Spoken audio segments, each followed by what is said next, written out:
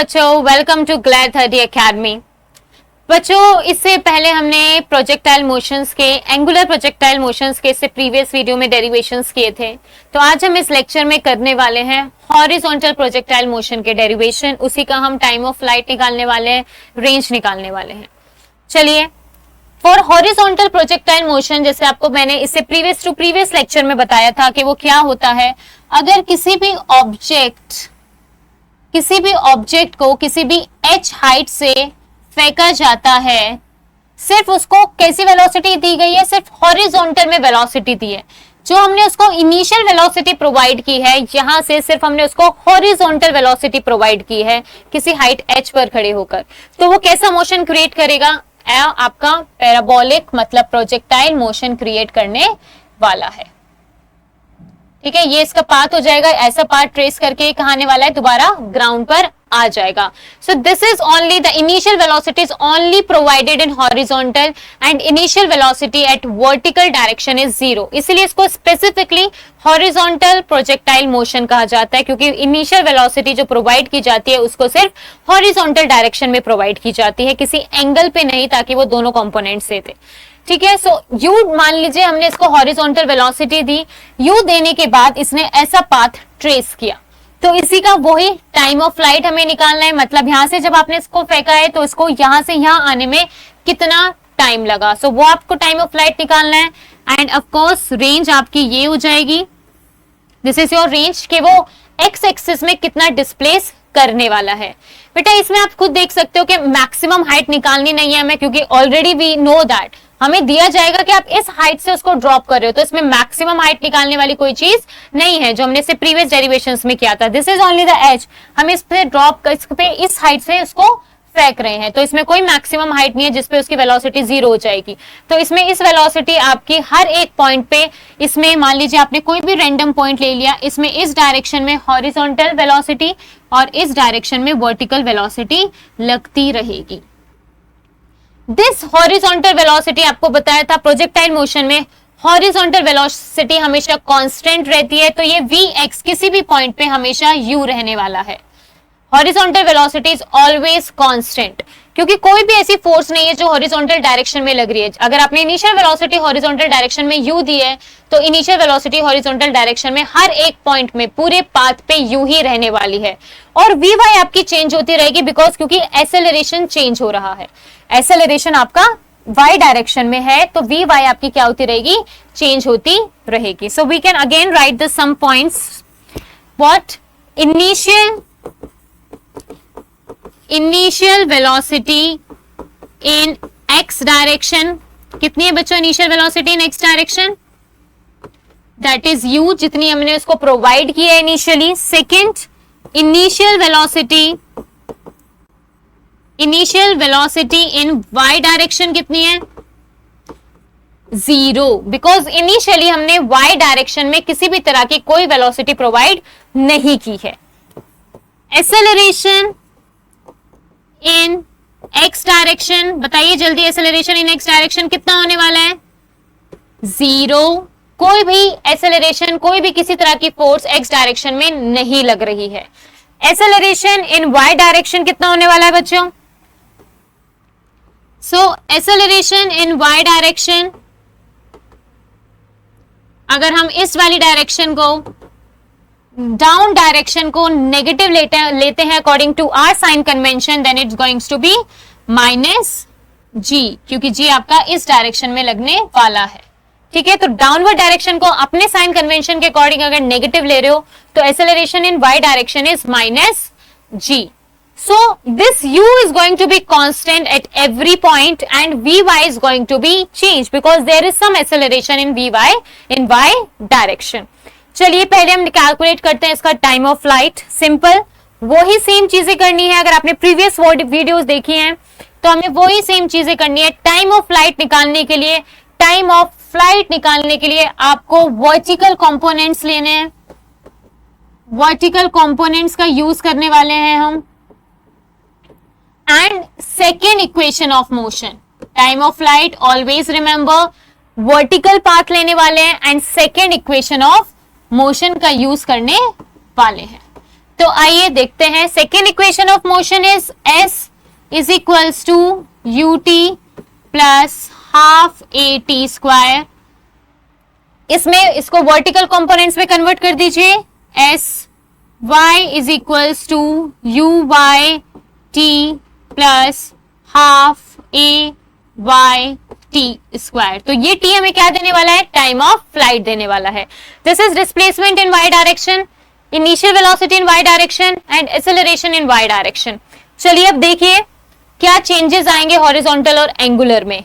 In that case in horizontal की बात करते हैं हम, तो देखिए जहां यहां से मोशन स्टार्ट हुआ और यहां पे जाकर वो आया at the end, this is initial and this is final. So what is the net displacement in vertical direction? Net displacement बेटा ये वर्टिकल डायरेक्शन में h हाइट पे था और इस पॉइंट पे y कितना है, इस पॉइंट पे y कितना है, 0। तो ये h हाइट से 0 पे आया। So this is the displacement in y direction, ये इस पॉइंट से इस पॉइंट पर आया अकॉर्डिंग टू y डायरेक्शन। अगर हम बात करें तो डिस्प्लेस कितना किया ये y डायरेक्शन, ये h हाइट पे था और ये 0 हाइट पे चला गया। तो वर्टिकल डायरेक्शन में कितना हो गया इसका, माइनस h, क्योंकि ये minus according to us this is, हमने एक्सेलरेशन इन y डायरेक्शन को माइनस g लिया है, तो इसी डायरेक्शन में डिस्प्लेसमेंट हो रहा है। कितना डिस्प्लेसमेंट हो रहा है, अगर वो हम h हाइट पे थे तो h डिस्प्लेसमेंट हो रहा है। तो अकॉर्डिंग टू दिस अगर हमने इस डायरेक्शन को माइनस लिया है तो हम डिस्प्लेसमेंट को भी क्या लेने वाले हैं, नेगेटिव लेने वाले हैं, क्योंकि हमारे साइन कन्वेंशन के हिसाब से डाउनवर्ड डायरेक्शन आपकी नेगेटिव हो जाएगी। तो कितना हो गया, एस वाई कितना हो गया बच्चों, माइनस एच, जिस भी हाइट पे आप खड़े हैं वो height. Initial velocity in y direction, हमने कोई इनिशियल वेलोसिटी वाई डायरेक्शन में नहीं दी थी, minus half, acceleration in y direction is minus g, तो minus half g t square. तो यहां से आपका टी क्या आने वाला है, माइनस से माइनस कैंसिल हो जाएगा, 2h by ji, 2h by ji, under root T square था, तो ये हमारा क्या आ गया, टाइम ऑफ फ्लाइट आ गया है। Under root 2h by g is our time of flight. Is it clear? Now let's move to the range.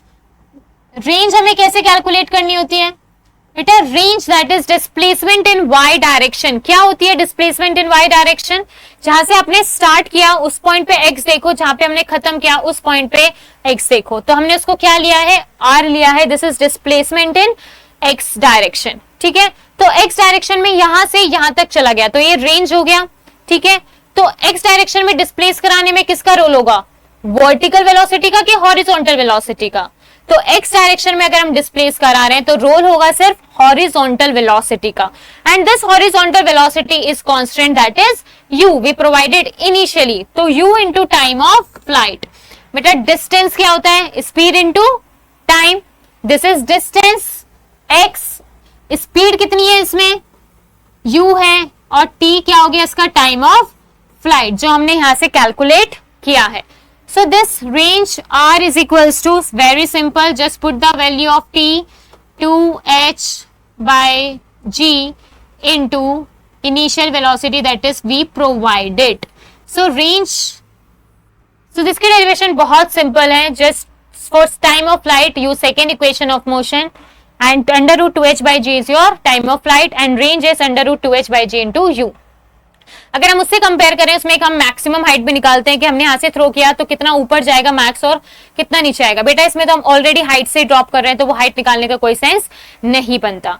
इसमें हम एक चीज और देख सकते हैं, अगर हमसे कोई पूछ ले कि भाई मुझे इस पॉइंट पे नेट वेलोसिटी बता दो, किसी भी पॉइंट पर मुझे नेट वेलोसिटी बता दो, तो नेट वेलोसिटी या फिर रिजल्टेंट वेलोसिटी की अगर हम बात करें, किस डायरेक्शन में ये वेलोसिटी, जिस डायरेक्शन में ऑब्जेक्ट मूव कर रहा है उसी डायरेक्शन में आपकी रिजल्टेंट वेलोसिटी होती है।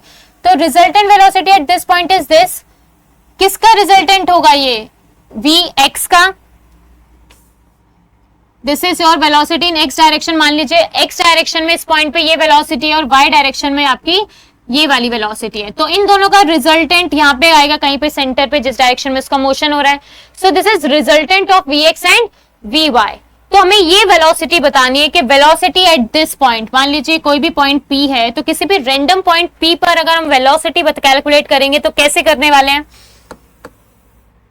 तो वेलोसिटी एट एनी पॉइंट,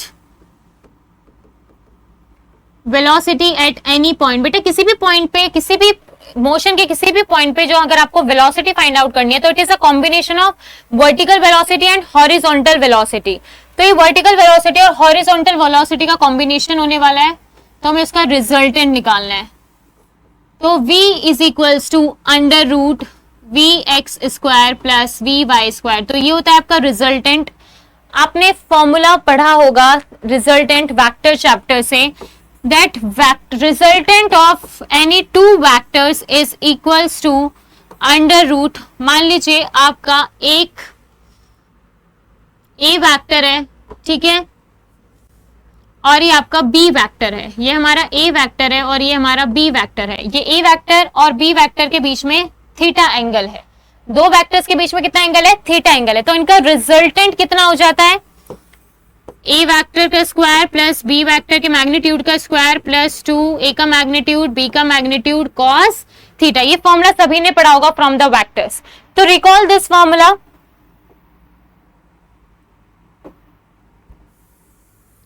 यहां पे लगा दीजिए, हमें v वेलोसिटी, रिजल्टेंट वेलोसिटी निकालनी है किसी भी पॉइंट पे, तो vx² plus vy² plus 2vx vy cos theta.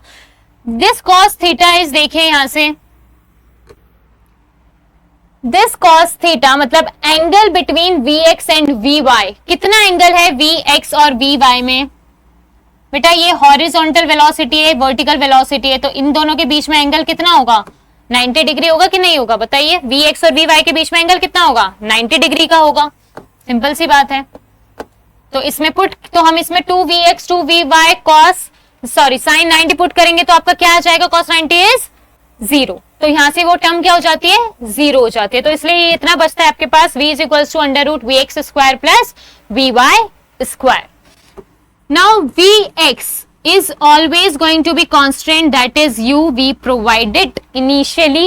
vx हर पॉइंट पे u ही रहने वाली है। we need to calculate vy at this point। हमें क्या कैलकुलेट करना है? vy at this point। चलिए vy देखते हैं उस पॉइंट पे क्या हो जाएगा। अगर हम इस पॉइंट पे vy वेलोसिटी की बात करें, सो आपने थर्ड इक्वेशन ऑफ मोशन का आपका आप फर्स्ट इक्वेशन ऑफ मोशन भी यूज कर सकते हैं। What is that? तो velocity at any point, velocity at any point, मान लीजिए vpy निकाल रहे हैं आप, तो कितना हो जाएगा? vy is equals to uy plus at होता है। From using equation first, v is equals to u plus at, ठीक है। तो हमें vpy निकालना है। u initial velocity in y direction is 0, acceleration is minus direction in y direction is minus g and t, मतलब उस, मान लीजिए उस वाले पॉइंट पे वो t पॉइंट पर आए, तो vy कितना हो गया आपका? माइनस gt हो गया। Put this value here, then your v will become under root u² minus gt का square will plus g² and t²। तो ये किसी भी पॉइंट की आपकी वेलोसिटी बता देगा, ये आपको किसी भी पॉइंट पे वेलोसिटी बता देगा। u² plus g² and t², उस पॉइंट पे वो जितने टाइम पर आ रहा है। तो जितने भी आपको हर एक पॉइंट की वेलोसिटी निकाल सकते हो अगर आपको उस पॉइंट का t पता है तो, ठीक है। आई होप आपको ये derivations for horizontal and for angular दोनों ही वीडियो से आपको क्लियर हो गए हो। So to do the numericals related to projectile, please connected to us. आप इससे जुड़े रहिए और लाइक शेयर सब्सक्राइब करना ना भूलिए। Thank you so much class.